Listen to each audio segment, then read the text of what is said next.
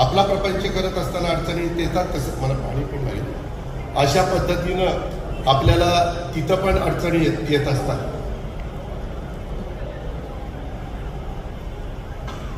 तेव्हा पाणी पिताना लगेच ऍडजस्ट करा. अरे पाणी तरी पिऊ दिले.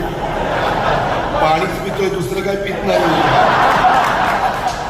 आईच्या पोटी जन्माला आल्यापासून दुसऱ्याला थेट हात लावलेला नाही. एवढा एकच नेता आहे.